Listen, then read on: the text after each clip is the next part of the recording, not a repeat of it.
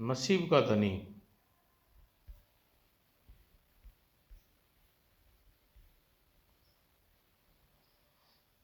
ये कौन चित्र है दोस्तों?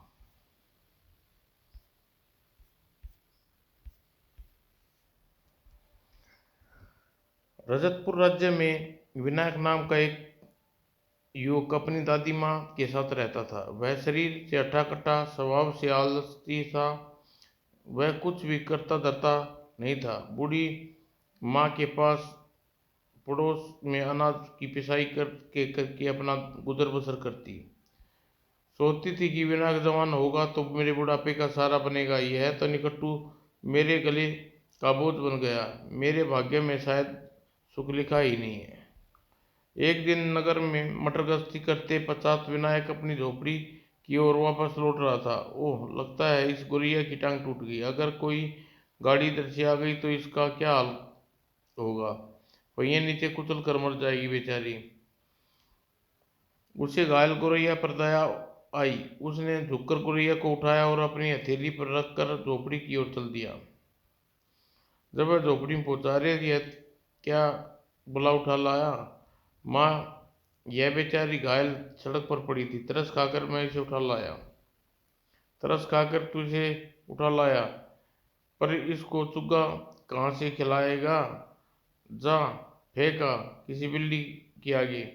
नहीं माँ, जब तक यह इसकी घायल टांग ठीक नहीं हो जाएगी, तब तक उड़ने की ताकत नहीं आ जाएगी, तब तक मैं इसे पालूंगा फिर उड़ा दूंगा।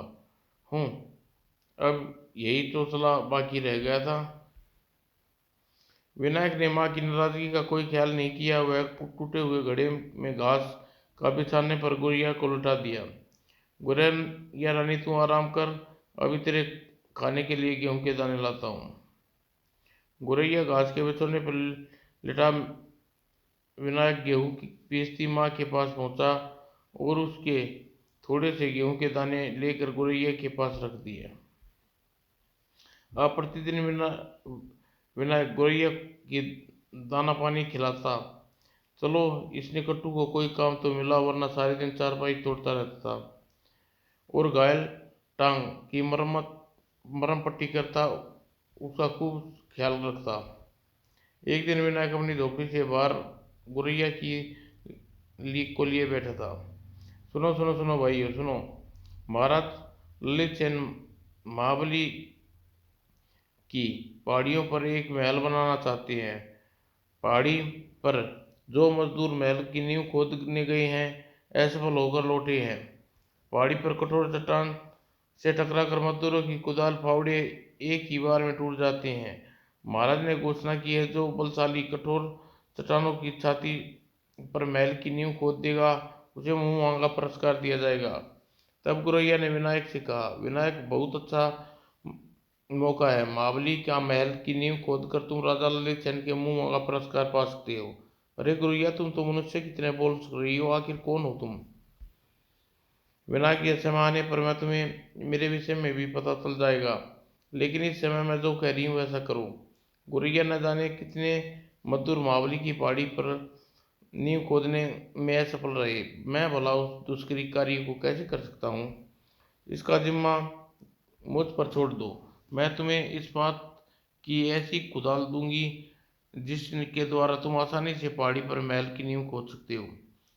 क्या कहा, तुम मुझे ऐसी कुदाल दोगी। लेकिन गुरैया ने विनायक की बात का कोई जवाब नहीं दिया। अरे गुरैया तो आसमान में उड़ गई। सिर दी गुरैया आंखों से ओझल हो गई। हैरान परेशान विनायक जैसे ही अपनी गर्दन नीचे झुकाई, अरे यह क्या। जिस स्थान पर कुछ देर पहले गुरैया बैठी थी, उस स्थान पर एक कुदाल। शायद गुरैया ने मुझे इसी कुदाल के विषय में कहा था। विनायक ने कुदाल को उठाया। गुरैया जरूर कोई मायावी थी, तब तो उसके द्वारा छोड़ी गई यह कुदाल भी अवश्य मायावी होगी। अब मैं बिना किसी शाय श्राय के महाबली की पहाड़ियों पर महल की नींव खोदने में सफल होता पाऊंगा। फिर कुदाल कंधे पर रखकर विनायक उसी समय माँ के पास पहुंचा। माँ, मुझे मुनादी वाले की मुनादी सुनी थी। हाँ सुनी थी, पर तुझे इस मुनादी से क्या लेना देना। निकट्टू, तू तो महाबली की पहाड़ियों पर महल की नींव खोदने से जाने से रहा। माँ, इस समय ताना मत मारो, मैं इसी समय महाबली की पहाड़ी पर महल खोदने की नींव खोदने जा रहा हूँ। क्या? हाँ माँ, तुम तुमसे वादा करता हूँ कि महाबली की पहाड़ियों पर महल की नींव खोद कर ही रहूंगा। ओह मेरे बेटे, आज मैं बहुत खुश हूँ। आज तेरे दिल में काम करने की उमंग तो जागी। हाँ माँ, मैं आशीर्वाद दे कि मैं इस कार्य में सफलता प्राप्त करूँ। माँ, पहाड़ियों पर महल की नींव खोदने के पश्चात महाराज ललित सेन से पुरस्कार में राजकुमारी ललिता का हाथ मांग लूंगा। इस प्रकार हमारी गरीबी दूर हो जाएगी और तो तेरे लिए सुंदर बहू भी आ जाएगी। मेरा आशीर्वाद तेरे साथ रहेगा विनायक। तब माँ से आशीर्वाद लेकर विनायक उसी समय घर से चल पड़ा। भगवान, विनायक के हौसले पस्त न होने देना। अगर यह पहाड़ी की नींव खोदने में सफल होगा तो सदा सदा के लिए इसकी जिंदगी सवर जाएगी। सबसे पहले राजा ललित सेन के पास पहुंचा। महाराज, महाबली की पहाड़ियों पर बनने वाले महल की नींव खोदना चाहता हूँ। तुम महल की नींव खोदोगे युवक? जी हाँ महाराज। ठीक है, महल की नींव किस प्रकार खुदेगी, हम तुम्हें उसका मानचित्र दिलवा देते हैं, तुम कोशिश करके देख लो। ललित सेन ने नींव का मानचित्र दिलवा दिया तथा विनायक वहां से महाबली की पहाड़ी की ओर चल दिया। महाबली की पहाड़ियों पर पहुंचकर सबसे पहले उसने नींव का मानचित्र की सूक्ष्मता से अवलोकन किया। तत्पश्चात पहाड़ी के पत्थर से टकराकर कुदाल की नोक टूटी नहीं, अपितु पत्थर में गड़ गई। इसका मतलब यह कुदाल सचमुच मायावी है। निश्चित ही मैं अपने ध्येय में सफल हो पाऊंगा। फिर विनायक बिना पल पल रुके शाम तक नींव खोदने का कार्य में जुटा रहा। क्या हुआ विनायक, नींव खोदने में तुझे सफलता मिली या नहीं? सफलता कैसे नहीं मिलती माँ, तेरा आशीर्वाद जो मेरे साथ था। विनायक ने नींव खोदने के विषय में माँ को सविस्तार बताया। फिर विनायक की सारी बातें जानकर, बेटा तूने आज असंभव कार्य को संभव कर दिखाया, अब हमारे दुख के दिन दूर हो जाएंगे। दूसरे दिन फिर महाबली की पहाड़ियों पर पहुंचकर उसने काम में जुट गया। मेरी समझ में यह बात नहीं आई कि यह मायावी रहस्यमय गौरैया असल में कौन थी जिसने मुझे यह करामाती कुदाल दी। इस तरह उसने नींव खोद दी। चलो शुक्र है नींव खोदने वाला कोई तो मिला, वरना यह महाबली की पहाड़ियों पर महल बनाने की आस ही छोड़ बैठे थे। विनायक को पहाड़ी की नींव खोदते खोदते पूरा एक माह बीत गया। इस बीच नींव खोदने को काफी कार्य संपन्न कर चुका था। आखिर मेरी मेहनत धीरे धीरे रंग ला रही है। इसी बीच रजतपुर के राजमहल में कानून नाम का प्रसिद्ध राजज्योतिषी पधारे। राजज्योतिषी, हमने सुना है कि आप ज्योतिष विद्या द्वारा किसी के मनुष्य के विचार के बारे में जान लेते हैं। आपने ठीक सुना महाराज। यदि ऐसी बात है तो आप महाबली की पहाड़ियों पर महल की नींव खोदने वाले युग का विषय के बारे में बताइए। महाराज, विनायक के बारे में आपको क्या बताऊं? यही कि महल की नींव खोदने का कार्य पूरा करने के पश्चात विनायक पुरस्कार में हमसे क्या मांगने वाला है। इस बात का पता लगाना तो बड़ा सरल है महाराज। ज्योतिष अपनी पोथी पत्री निकाल कर फैला दी और कागज की रेखाएं खींचने लगा, कुछ सोचने लगा। फिर कुछ देर पश्चात, क्या हुआ जोशी? महाराज, मेरे ज्योतिष के अनुसार मजदूर विनायक आपसे राजकुमारी ललिता का हाथ मांगेगा। यह कैसे हो सकता है? महाराज, यह शत प्रतिशत सच है, इसमें तनिक भी संदेह नहीं है। जोताचारी शांतनु की भविष्यवाणी राजा ललित सेन परेशानी में डाल दिया। यह कैसे हो सकता है? एक मजदूर के हाथ में राजकुमारी ललिता का हाथ कैसे दे सकता हूँ? नहीं नहीं नहीं, हम ऐसा कदापि नहीं होने देंगे। हमें कोई ऐसा उपाय करना होगा जिससे विनायक पुरस्कार में राजकुमारी को न मांग सके। तनिक सोच समझने के पर जब समस्या कुछ हल नहीं सुझाई दिया तो उसने विशाखा नाम विशाखा नाम की एक जादूगरनी को महल में बुलाया। विशाखा, हम चाहते हैं कि विनायक नींव खोदने का कार्य भी पूरा कर दे और हम उसे बदले में मुंह मांगा पुरस्कार भी न देना पड़े। तुम चतुर, सियानी और जादूगर भी जानती हो, अतः हमारे इस कार्य में तुम पूरा कर सकती हो। महाराज, ऐसा मेरे लिए बाएं हाथ का खेल है। हमें तुमसे ऐसा ही उत्तर की आशा थी, लेकिन विशाखा एक बात याद ध्यान रखना, हम व्यर्थ का खून खराबा पसंद नहीं करते। तुम विनायक को अपनी चतुराई और जादू द्वारा वश में करना होगा। मैं इस बात का ध्यान रखूंगी महाराज। तब जाओ विशाखा, और आज से अपने इस कार्य में जुट जाओ। कार्य पूरा होने पर हम तुम आबा पुरस्कार देंगे। उसी दिन जब प्रतिदिन की भांति राजकुमारी ललिता मंदिर में गौरी माँ की पूजा कर रही थी, राजकुमारी ललिता, तुम्हारी भक्ति से आज प्रसन्न है, मांगो क्या मांगना चाहती हो। गौरी माँ, कुंवारी कन्या अच्छा वर पाने की इच्छा लेकर आपके पूजा करती है, मैं भी आपसे यही मांगती हूँ। राजकुमारी, तुमने अच्छा सुयोग्य वर ही मिलेगा, लेकिन आज का दिन तुम्हारे होने वाले वर के लिए अशुभ होगा। गौरी माँ, कौन है मेरा भावी वर? ललित कुमार, उसका जन्म जन्मांतर का बंधन है। पिछले जन्म में वह तुम्हारा पति था, इस समय आने पर उसका परिचय तुम्हें मिल जाएगा। लेकिन गोरीमा, आज का दिन उसके लिए शुभ कैसे होगा? इस बात के विषय में तुम्हें यह गुरैया बताएगी। क्या यह गुरैया मनुष्य की बोली बोलती है माँ? हाँ ललिता, इसी की सहायता से तुम्हारा पति तुम्हारे भावी पति का मिलन होगा। ललिता को आशीर्वाद देकर गोरीमा अदृश्य हो गई। ललिता गुरैया के साथ महल में लौट आई।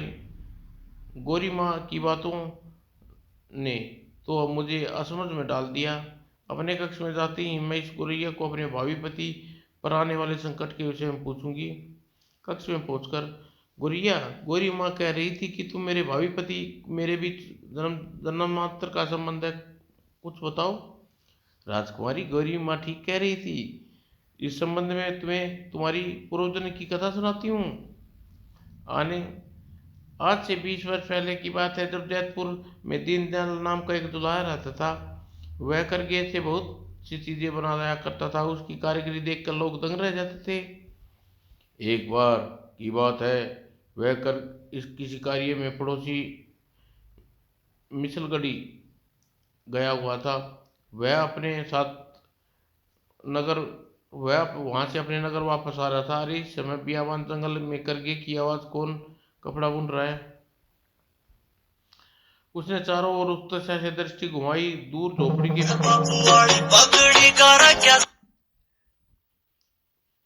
झोपड़ी नजर आ रही है, जरूर वहां कोई कपड़ा बुन रहा है, मुझे चलकर देखना चाहिए। वह वहां पहुंचा।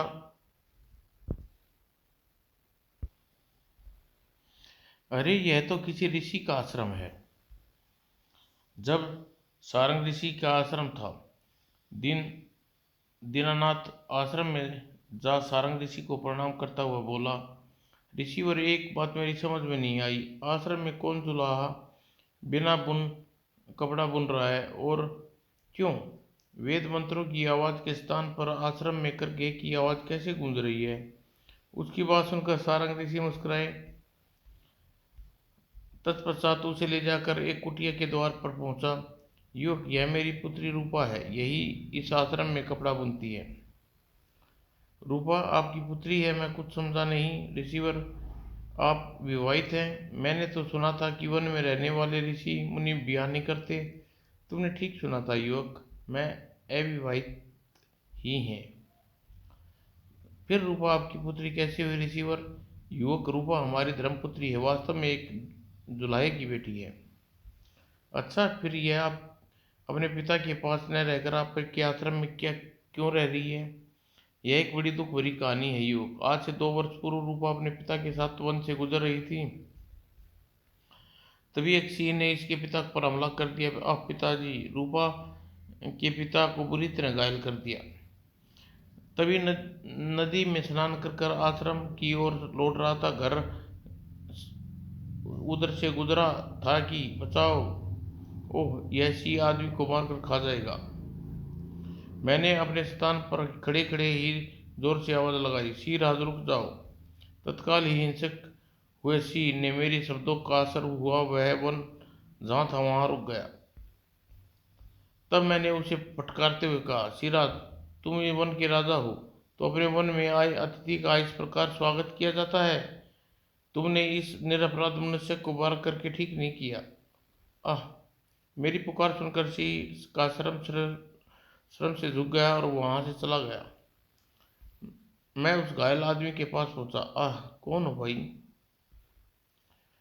आह! ऋषिवर, मेरा नाम किशन जुलाहा है। मैं कपड़ा बुनकर अपना और अपनी बेटी रूपा का पेट पालता हूँ। आह!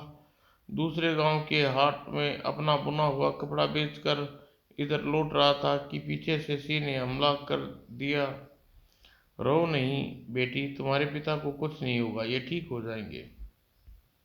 ऋषिवर, इसे झूठी दिलासा न तो, लगता है मेरा निकट समय आ गया है। अब मैं बचूंगा नहीं। मरते मरते समय एक ही दुख है रहेगा मेरे मन में। अपनी लाडो से पाली बेटी रूपा का बेसहारा छोड़कर जा रहा हूँ। रूपा बेसहारा नहीं रहेगी किशन। तुम्हारे बाद इसका पालन पोषण करूंगा। आज से यह मेरी बेटी है और मैं इसका धर्मपिता। तुम इसकी फिक्र न करो। कराते हुए उखड़ी सांसों में किशन ने रूपा से कहा, रूपा बेटी, मेरे बाद तुम कपड़ा बुनना, मेरी कला को जीवित रखना, मेरी कला को मेरे बाद मरने न देना। जी पिताजी। बेटी रूपा से यह किशन मर गया। तब मैंने किशन की अंतिम संस्कार किया और रूपा को अपने आश्रम में ले आया। किशन की अंतिम इच्छा को पूरी करने के लिए मैंने रूपा के आश्रम में ही करगा लगवा दिया, जिसे रूपा कपड़ा बुनती है। ओह! बड़ी दुख भरी कहानी है रूपा की। बस अब एक ही चिंता बाकी रह गई है कि रूपा के लिए कोई योग्य दुल्हा मिल जाए। शीघ्र ही उसके साथ रूपा का विवाह करके इस दाम्पत्य से छुटकारा से मुक्ति मिल पाऊँ। मैं भी तो दुल्हा हूँ। यदि रूपा जैसी सुंदरी गुणवती कन्या मेरे साथ विवाह हो जाए तो मेरे भाग्य खुल जाए। रिसीवर सोचकर मेरा सारंग ने कहा, ऋषिवर, मैं जाति से जुड़ा हूँ। यदि आप मुझे रूपा की योग्य समझते हैं, ओह, तो तुम जुलाओ हो। कहकर सारंग ऋषि ने आंखें मूंद ली। कुछ देर बाद मन ही तक मनन करने के बाद पश्चात उसने पुनः आंखें खोली। योगबल से मैंने तुम्हारा यह ज्ञात किया है कि तुम रूपा के होने वाले पति हो, इसलिए अब रूपा का विवाह तुम्हारे साथ ही होगा। आखिर भगवान ने मेरी सुन ली। आश्रम में के पवित्र अग्नि में उसी दिन समय रूपा और दीनानाथ का विवाह हुआ। दीनानाथ के साथ रूपा विदा करते समय सारंग ऋषि ने कहा, जा बेटी, अपने पति के साथ जा, सांसारिक जीवन में प्रवेश करके जीवन का सुख भोग। दीनानाथ खुशी खुशी रूपा को लेकर अपने घर पहुंचा। रूपा, यही है मेरा घर, छोटा सा घर, लेकिन आज से तुम इस घर की मालकिन हो। दीनानाथ और रूपा खुशी खुशी जीवन व्यतीत करने लगे। दीनानाथ ने रूपा के लिए अलग कमरे में दूसरा करका लगा दिया, जिस पर रूपा कपड़ा बुनने का कार्य करने लगी। एक माह की अथक परिश्रम के बाद एक दिन ऐसा अनोखा कालीन बुनना जिसे उसने बुनाई द्वारा अपना और दीनानाथ का चित्र बना दिया। वाह, वाकई तुम कला लाजवाब है रूपा। तुम बड़ा अद्भुत कालीन बुना है। स्वामी, मुझे बुनाई कला मेरे पिता ने सिखाई थी। उसी रात अचानक आकाश से बादल छाए और घनघोर वर्षा होने लगी। आज ऐसी मूसलाधार वर्षा जैसे प्रलय होकर रहेगी। आप ठीक कह रहे हैं स्वामी, वाकई ऐसा ही लग रहा है। तभी खटखट। कौन है इस समय द्वार पर? रूपा, तुम दूसरे कमरे में चली जाओ, दरवाजा खोल कर देखता हूँ बाहर कौन है। रूपा तुरंत ही दूसरे कमरे में चली गई। तब दीनानाथ ने आगे बढ़कर दरवाजा खोला। महाराज आप? हाँ, मैं हूँ। प्रतिदिन की बात ही आज रात भी मैं घोड़े पर नगर का भ्रमण के लिए निकला था। इस मूसलाधार वर्षा में फंस गया। तुम्हारा घर सामने देखकर रात बिताने के उद्देश्य से यहाँ चला आया। मेरे अहो भाग्य महाराज, जो आप इस बहाने गरीब की कुटिया में पधारे। अपना ही घर आपका ही घर है महाराज, आप यहाँ ठहर कर आराम की रात गुजार सकते हैं। मैं राजा दौलत सिंह को उस कमरे में सोने का इंतजाम कर दीनानाथ दूसरे कमरे में रूपा के पास चला गया। दूसरे कमरे में रूपा के पास पहुंचकर उसने रूपा से कहा, रूपा जानती हो आज हमारे यहाँ कौन आया है? इस देश के राजा दौलत सिंह आए हैं। रूपा, आज की रात हमारे यहाँ रुकेंगे। कौन आया स्वामी? अच्छा, यह हमारे लिए सौभाग्य की बात है स्वामी। सौभाग्य की बात नहीं, अपति दुर्भाग्य कहो। राजा दौलत सिंह बहुत ही दुष्ट विलासी प्रवृत्ति का है। सारी प्रजा इसके जुल्मों से तंग आ चुकी है। ऐसे आदमी का न आना अच्छा था। स्वामी, घर आए अतिथि को टाला तो नहीं जा सकता। राजा दौलत सिंह भी कैसा भी हो, आज रात हमारे यहाँ रुकेगा। रूपा ठीक कह रही है।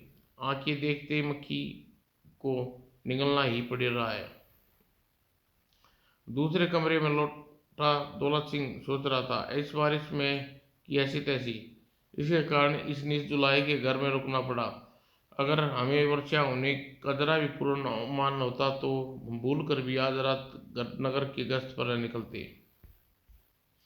तभी उसकी दृष्टि करगे पर पड़ी। ओ करगे, जुलाहे ने बहुत से सुंदर कालीन बुना है। जरा पास से चलकर कालीन को देखूं तो सही। और चारपाई से उतरकर करगे के पास पहुंचा। ओ कालीन पर अद्भुत चित्रकारी। कालीन पर बने चित्र में पुरुष स्वयं घर का स्वामी दुल्हा है, लेकिन इसके साथ रूपसी स्त्री कौन है? दौलत सिंह कालीन में रूपा पर बुरी तरह रीझ गया। सारी रात मूसलाधार वर्षा होती रही। दौलत सिंह चारपाई पर लेटा रात भर जागकर एक ही बात सोचता रहा, कालीन पर चित्र किसी स्त्री का बना हुआ है। क्या पृथ्वी पर वास्तव में कोई इतनी सुंदर स्त्री है? इन्हीं भी सोच विचारों में न जागते जागते उसकी सारी रात बीत गई। सुबह जब वर्षा रुकने पर दौलत सिंह दीनानाथ के पास से जाने लगा। दीनानाथ, एक बात बताओ। पूछिए महाराज। कल रात करगे पर हमने एक अदृश्य अद्भुत कालीन देखा, जिस पर तुम्हारा और एक स्त्री का चित्र बना था। वह स्त्री कौन है? महाराज, वह मेरी पत्नी रूपा है का चित्र है। इस वक्त कालीन को उसी ने बुना था। ओह, तो वह जुलाहे दीनानाथ की पत्नी है। जुलाहे के घर में इतनी रूपसी नारी, उसे हमारी रानी निवास पे होना चाहिए था। दौलत सिंह राजमहल में वापस आ गया, पर सारे दिन होशो हवास पर रूपा ही छाई रही। रूपा का चित्र इतनी सुंदर दिख रही है तो प्रत्यक्ष में वह रूप की देवी होगी। किस प्रकार उसे देखना चाहिए, जैसे भी हो अपनी रानी बनाना चाहिए। फिर उसका खुरापाती दिमाग पड़ियंत्र के जाले बुनने लगा। रूपा को अपने कब्जे में लेने से पहले उसके पति दीनानाथ को दूर करना होगा, ताकि हमारे और रूपा के बीच किसी प्रकार का रोड़ा ना टकरा सके। अगले दिन दीनानाथ को महल में बुलाया। दीनानाथ, हम तुम्हारी पत्नी रूपा की बुनाई कला से बहुत प्रभावित हुए और उसके कक्ष में एक कालीन बुनवाना चाहते हैं। महाराज, हमें अपने किसी काम आ सके, यह हमारे परम सौभाग्य की बात है। तो सुनो दीनानाथ, रेशमगढ़ से बुनाई में प्रयुक्त होने वाला उत्तम मसूर धागा मिलता है। हम चाहते हैं कि हमारे जो कालीन बनाए उसे रेशमगढ़ का धागा लगे। जी महाराज, ठीक है, ऐसा ही होगा। एक बात और दीनानाथ, तुम अनुभवी व्यक्ति हो, अतः क्यों ना हम आज ही रेशमगढ़ जाकर वहां से ऐसा धागा खरीद ले आओ। इस कार्य में जितना धन चाहिए राजकोष से ले जा सकते हो। जो क्या महाराज। राजकोष से धन लेकर रूपा को सारी बात बताकर दीनानाथ रेशमगढ़ की ओर चल दिया। उधर महल में एक दासी रूपा के पास पहुंची। रूपा, महल में महारानी जी ने आपको बुलाया है। कालीन तुम्हें बनवाना चाहती है, उसी के लिए बुला रही है। अच्छा ठीक है, मैं अभी तुम्हारे साथ चल रही हूँ। रूपा तैयार होकर उसी समय दासी के साथ महल में चल दी। महल में दासी एक कक्ष में छोड़ गई। यहाँ बैठे कितनी देर पता हो गई, महारानी अभी तक आई, कब आएंगी? तभी राजा दौलत सिंह, कक्ष में तुम्हारा स्वागत है। यह सुनते ही रूपा एक झटके में अपने स्थान से खड़ी हो गई। महाराज, आप यहाँ? लेकिन मुझे तो महारानी जी ने बुलाया था। रूपा, बहुत बोली हो तुम। यहाँ ने महारानी जी ने नहीं, हमने बुलाया है। लेकिन क्यों महाराज? आपने इस प्रकार झूठ बोलकर हमें यहाँ क्यों बुलाया? रूपा, अगर तुम सच का सहारा लेकर तुमसे यहाँ बुलाते तो क्या तुम आती? कदापि नहीं। सुनो रूपा, हम सब तौर पर दो टूक शब्दों में कह रहे हैं कि तुम्हारा रूप भाग गया है। हम तुमसे विवाह करना चाहते हैं। यह कैसे हो सकता है महाराज? यह पाप है। मैं पहले ही किसी की ब्याता दीनानाथ। तो तुम्हारे साथ ऐसा लगता है जैसे टाट पर लगा पैबंद। तुम्हारा सही शैतान महलों में है। दीनानाथ को धागा खरीद लाने के लिए हमने रेशमगढ़ भेजा दिया। जब वह वहां से लौटेगा तो तुम्हारा हमारा ब्याह हो चुका होगा। नहीं, यह अनर्थ है। कदापि नहीं होने दूंगी। चीखो मत रूपा। इस समय महल के अंदर वही होता है जो हम पसंद है। तुम लाख विरोध करो, हमारा तुम्हारा विवाह होकर रहेगा। नहीं। रूपा चिल्लाकर पृथ्वी पर गिर पड़ी। जब उसे होश आया तो वह शयन कक्ष में लेटी हुई थी। ओह, मैं किसी कुचक्कर में फंस गई। इस पापी राजा के जाल में से बाहर कैसे निकल पाऊंगी? राजा के प्रियंतर करके मेरे पति को मुझसे दूर भेज दिया, वरना वह मेरी कोई सहायता करते। जब अब तो सारंगा ऋषि मुझे इस दुराचारी राजा से के चुंगल से बचा सकते हैं। सारंगा ऋषि ने मुझे गुप्त भाषा सिखाई थी, जिसे केवल मैं और ऋषिवर पढ़ सकते हैं। मैं उसी भाषा में ऋषिवर के नाम एक पत्र और दौलत सिंह के पास भेज दूं। मेरे ऊपर आए संकट के बारे में जानकर वे अवश्य मेरी मुक्ति का कोई न कोई उपाय करेंगे। उसने उसी समय दासी को भेजकर दौलत सिंह के अपने पास बुलाया। कहो रूपा, तुमने मुझे क्या कहा? तुमने क्या निर्णय लिया? महाराज, मुझे क्षमा कर दे, मुझे गलती हो गई थी। निश्चित थी मेरा उचित स्थान महल है। गरीबी के से कंगाल दीनानाथ से विवाह करके मैंने बड़ी भूल की थी। तो तुम मुझसे विवाह करने के लिए तैयार हो? हाँ, लेकिन मेरी एक शर्त है। महाराज, सारंग वन में सारंग ऋषि रहते हैं। उन्होंने ये मेरी लालन पालन किया है। मैं चाहती हूँ कि उनके द्वारा अपना विवाह संपन्न हो। यह कौन सा कठिन कार्य है रूपा? मैं उन्हें यहाँ बुलवा लाने के लिए अभी अभी इसी समय अपने दूत को सारंगवन भेज देता हूँ। नहीं महाराज, नहीं। उन्हें यहाँ लेवा लाने के लिए मैं समय आपको जाना होगा। और दौलत सिंह ने एक पल के लिए सोचा। ठीक है, मैं खुद उन्हें बुलाने जाऊंगा। महाराज, उनके नाम एक पत्र लिख देती हूँ, वहां जाकर आप उन्हें यह पत्र दे देना। तब रूपा ने गुप्त भाषा में सारंग ऋषि के नाम एक पत्र लिखा। पत्र लेकर दौलत सिंह उसी समय सारंगवन के लिए चल दिया। उधर कई दिन सफर करने के पश्चात दीनानाथ रेशमगढ़ पहुंचा। बाजार में धागा खरीदा। तत्पश्चात वह वापस जैतपुर के लिए लौट पड़ा। उधर दौलत सिंह सारंग ऋषि के पास पहुंचा। ऋषिवर, रूपा ने आपके नाम यह पत्र दिया है। रूपा ने का पत्र धूर्त और विलासी राजा लाया है, जबकि उसे लेकर दीनानाथ को आना चाहिए था। ऐट में डूबे सारंग ऋषि ने पत्र लेकर पढ़ने लगा। पूज्य और पिता तुल्य ऋषिवर को सादर प्रणाम। इस नीच राजा ने मेरे पति को छल से कहीं दूर भेज दिया है और अपने बहन बुलाकर कैद कर लिया है। यह मुझसे विवाह करना चाहता है। इस पापी को आपके पास भेजा है ताकि आप इसके कुकर्म को कुमार्ग से हटाकर सही रास्ता दिखाए, जिससे यह अपने राज्य की बहु बेटियों पर बुरी दृष्टि डालना छोड़ दे और राज्य की सुख समृद्धि ध्यान लगाए। हूँ तो रूपा के साथ विवाह करना चाहते हो राजन? हाँ ऋषिवर, इसी उद्देश्य से आपके पास आया हूँ। आप मेरे साथ चलकर जैतपुर चलकर मेरे रूपा का परिग्रहण संस्कार संपन्न करवाइए। अवश्य संपन्न कराएंगे राजन, लेकिन जैतपुर हम आज नहीं कल प्रातः चलेंगे। कल अब सांझ हो गई है। आज रात आप आश्रम में रहकर विश्राम कीजिए। ठीक है ऋषिवर, रात्रि में यात्रा करना सुरक्षा की दृष्टि से वैसे भी ठीक नहीं।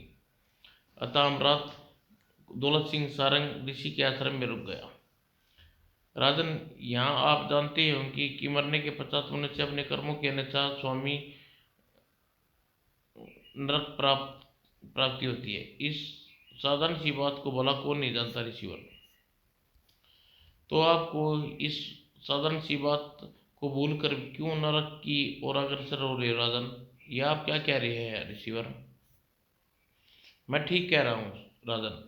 जीवन में पापों को छोड़कर पुण्य मार्ग पर चलिए, वरना जीवन अब तक किए गए पापों के कारण मृत्यु के पश्चात आपको नरक जाना 100% पक्का है। रिसीवर, यह आप क्या बक रही हैं? जानते नहीं मैं कौन हूँ?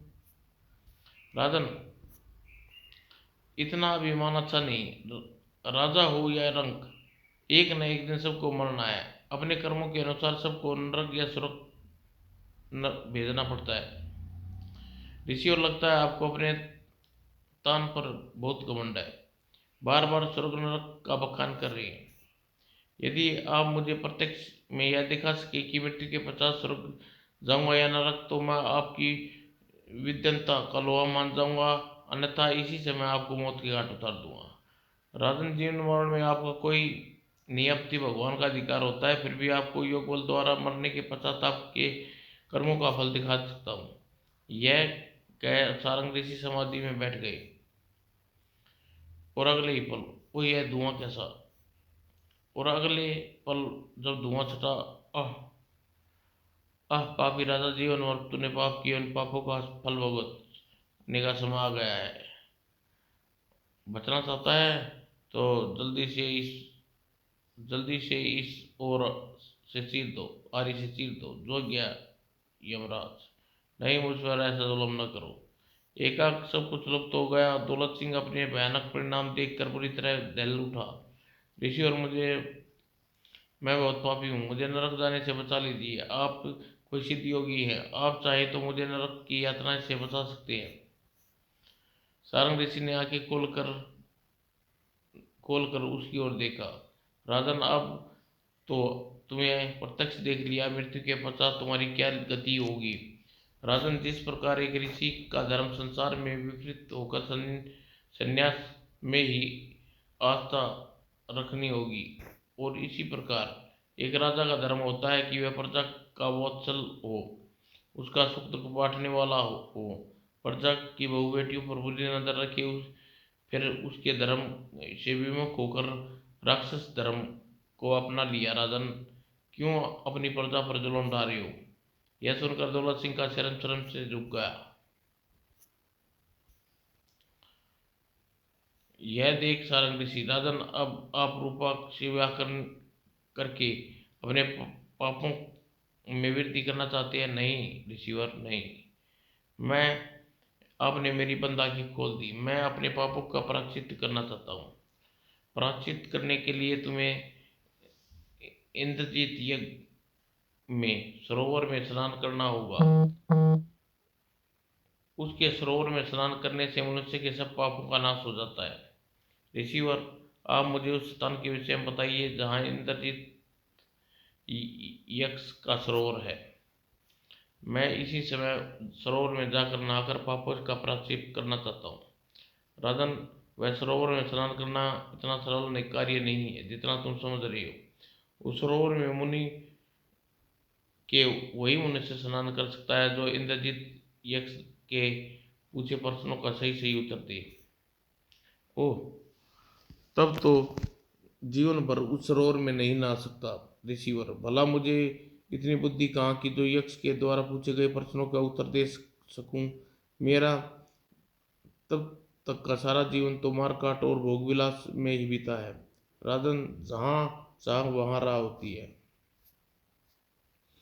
लो, इस भभूत को अपने मस्तिष्क पर लगा लेना। ऐसा करने से तुम्हारे मस्तिष्क में संचार होगा और तुम आसानी से इंद्रजीत यक्ष के द्वारा पूछे गए प्रश्नों का उत्तर दे सकोगे।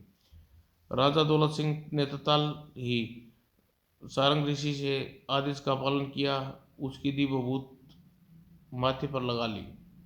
तत्पश्चात, राजन, अब तुम इसी समय दक्षिण दिशा की ओर चल जाओ।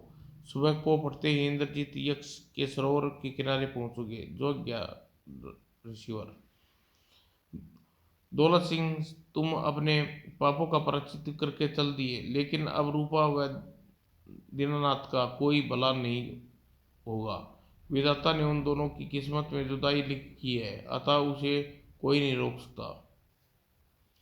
दौलत सिंह सचमुच को फटने के बाद सरोवर के किनारे जा पहुंचा। यह तो इंद्रजीत यक्ष का सरोवर। अगले ही पल वहां इंद्रजीत यक्ष प्रकट हुआ।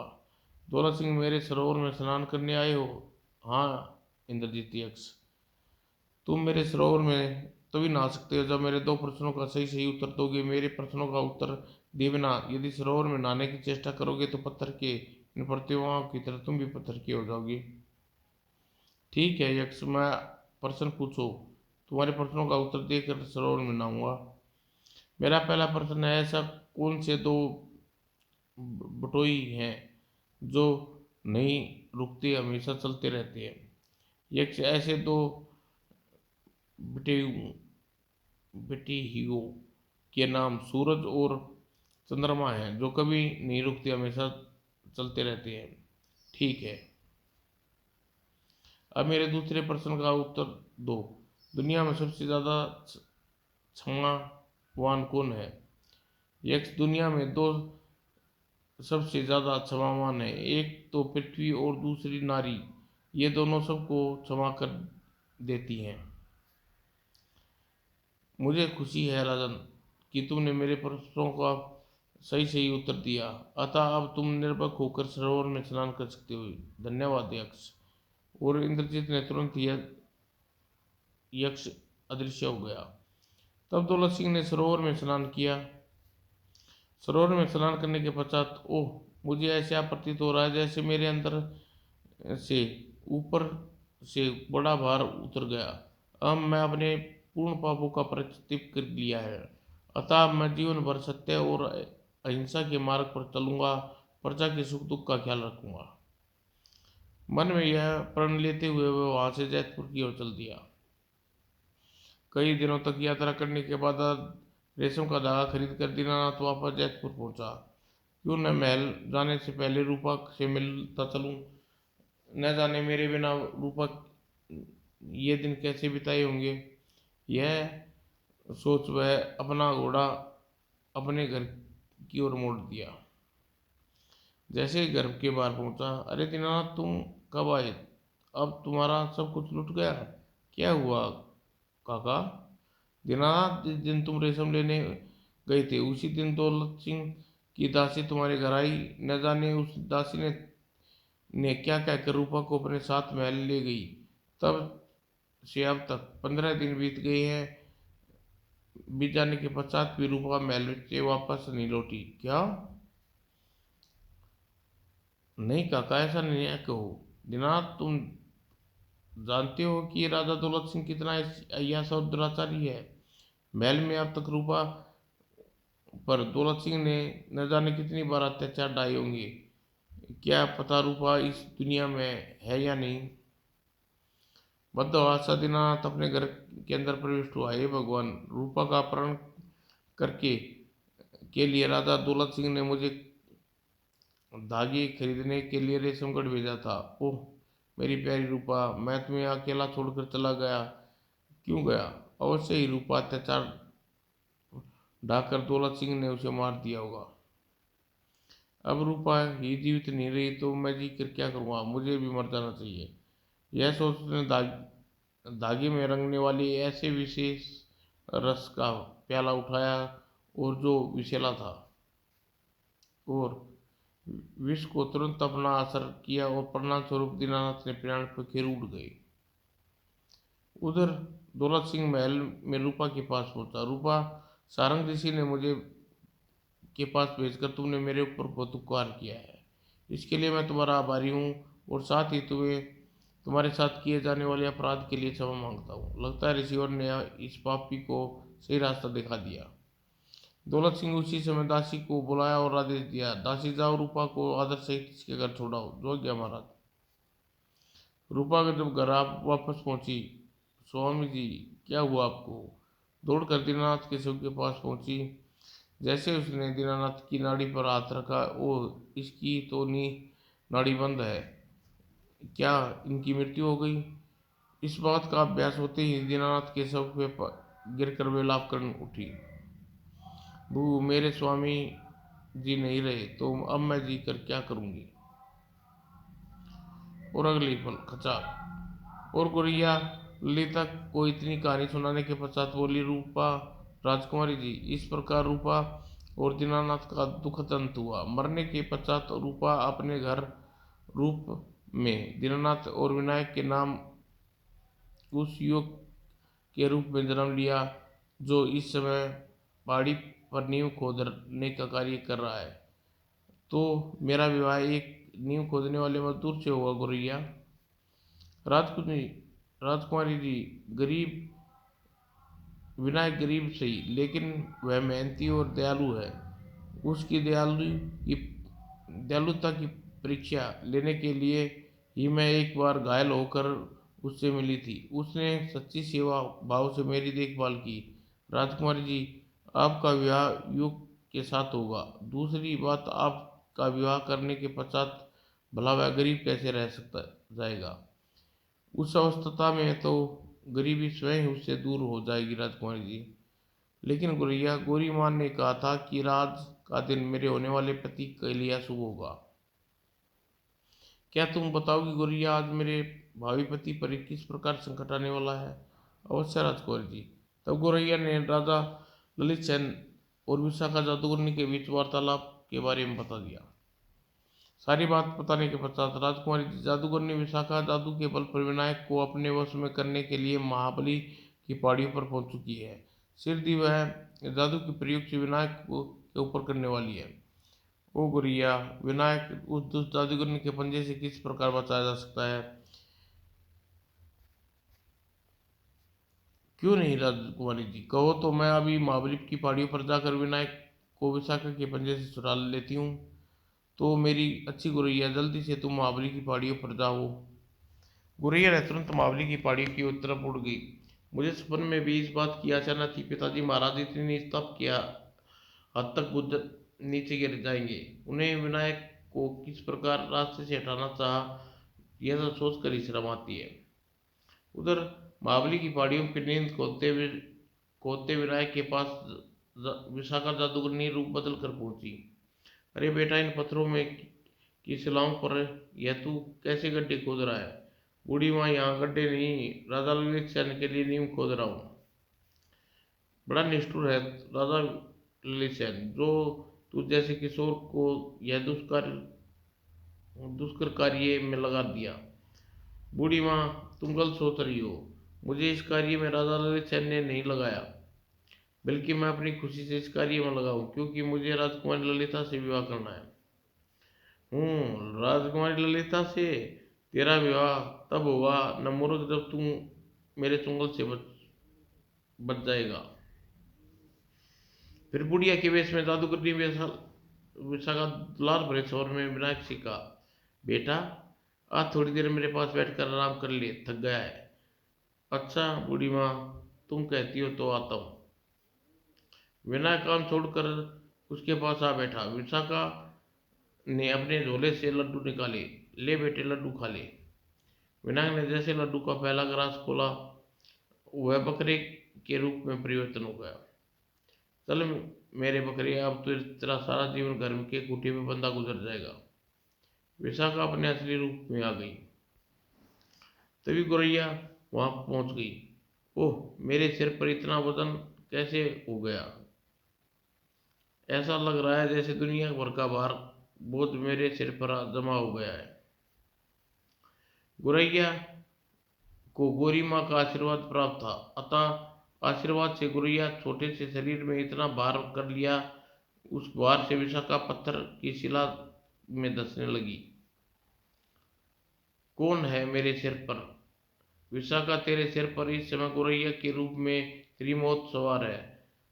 यदि तूने मेरा कहना ना माना तो इसी प्रकार पत्थर की शिला में पूरी तरह धंस जाएगी। आखिर तुम मुझसे क्या बात मनवाना चाहती हो? जिस बकरी की रस्सी इस समय तेरे हाथ में है, मैं चाहती हूँ तू उसे मनुष्य बना दे। ओह, तेरा बकरी से क्या रिश्ता है? तुझे इस बात से कोई मतलब नहीं होना चाहिए। मैंने जो कहा वैसा करती है या नहीं? करती हूँ गोरिया, मेरे झोले में लाल गुलाब का फूल है, सूंघने से यह बकरा मेरे जादू के मुक्त हो जाएगा। तो जल्दी से बकरे को लाल फूल सूंघा।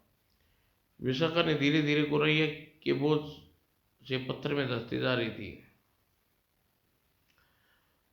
इस बात से घबरा कर झोले से वह लाल फूल निकाला और बकरे को सूंघा दिया। अगले ही पल विनायक का असली रूप में आ गया। वह जैसे ही दृष्टि गुरैया पर पड़ी, ओह गुरैया तुम? हाँ मैं। यदि मैं समय पर न पहुंचती तो यह जादूगरनी तुम्हें पूरा कब्जे में कर चुकी होती। लेकिन यह कौन है? मैंने इसका क्या बिगाड़ा था? विनायक, यह राजा ललित सेन द्वारा बिछाई गई चाल का एक मोहरा है। गोरैया ने विनायक को विशाखा के बारे में सविस्तार बताया। जब पत्थर में धंसती विशाखा गिड़गिड़ा कर अपने सिर पर बैठी गोरैया से बोली, गोरैया मैंने तेरा कहा पूरा कर दिया, तू मेरे सिर से हट जा ताकि मैं पत्थर पे धंसना बंद हो जाऊं। गोरैया तत्काल ही उसके सिर से उड़कर विनायक के कंधे पर बैठी। गोरैया के सिर पर गोरैया के सिर से हटते ही विशाखा का सिर बहुत हल्का हो गया और पत्थर के ऊपर आ गई। गोरैया, इस जादूगरनी को इस तरह छोड़ देना क्या ठीक है? किशन घबराओ मत, अभी इसे मैं धुरता का मजा चखाती हूँ। विनायक के कंधे से उड़कर गोरैया विशाखा के मुंह के सामने पहुंची, खचाक, और दूसरे बार में गोरैया विशाखा को पूरी आंख फोड़ दी। विशाखा पीड़ा से लहराती हुई इधर उधर दौड़ने लगी। आ मेरी आंख! तभी दुष्ट आत्माओं की इसी प्रकार अंत हुआ करता है विनायक। आह! गोरैया, नींव खोदने का थोड़ा सा काम बाकी रह गया है, सांझ होने तक मैं पूरा करना है। चलो विनायक, चलकर अपना काम पूरा करो। विनायक पुनः नींव खोदने में जुट गया। गोरैया एक तरफ बैठकर काम करते देखती रही। शाम ढले, विनायक गोरैया के साथ अपने घर पहुंचा। अरे विनायक, यह वही गोरैया है जिसकी तूने कुछ दिन पहले मरहम पट्टी की थी? हाँ माँ, यह वही गोरैया है। इसी की वजह से आज मैं बहुत बड़ी मुसीबत से बचा हूँ। विनायक सारी बात जानकर माँ खुशी से उछल पड़ी। तो तू महाबली की पहाड़ी पर अपना काम पूरा कराया?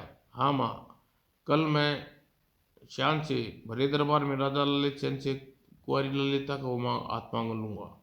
तभी विनायक, अब मैं चलूं?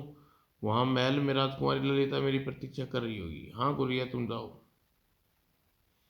गुरैया ने महल में पहुंचकर ललिता को सारी बात बताई। पश्चात, राजकुमारी ललिता, तुम्हारा होने वाला पति विनायक कल दरबार में तुम्हारे पिता से तुम्हारा हाथ मांगने आ रहा है। लाज से ललिता के गाल लाल हो गई। दूसरे दिन राजा ललित सेन के दरबार भरा हुआ था। विनायक दरबार में पहुंचा। विनायक यहाँ कैसे पहुंचे? इसे कल जादूगर ने विशाखा अपने जाल में फंसाने के लिए महाबली की पहाड़ियों पर गई थी।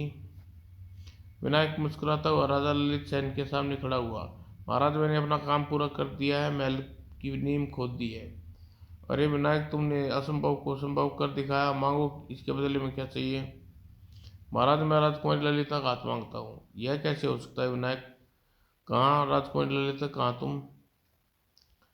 तो ठीक है महाराज, इसके अलावा मुझसे और कुछ नहीं चाहिए। ओ विनायक, तुमने तो हमें दुविधा में डाल दिया। तभी गोरी माँ ललिता के सामने प्रकट हुई। ललित सेन के सामने प्रकट हुई। ललित सेन, विनायक व राजकुमारी ललिता का जन्म जन्मांतर का साथ है, इसके बिना झिझक इन दोनों का विवाह कर दे। ओह गोरी माँ, आप? हाँ, आदेश सिर माथे पर, ऐसा ही होगा गोरी माँ। राजा ललित सेन ने बड़ी धूमधाम से राजा राजकुमारी ललिता का विवाह विनायक के साथ कर दिया। तदोपरांत गुरिमा ने उन्हें आशीर्वाद दिया और गुड़िया सहित अदृश्य हो गई।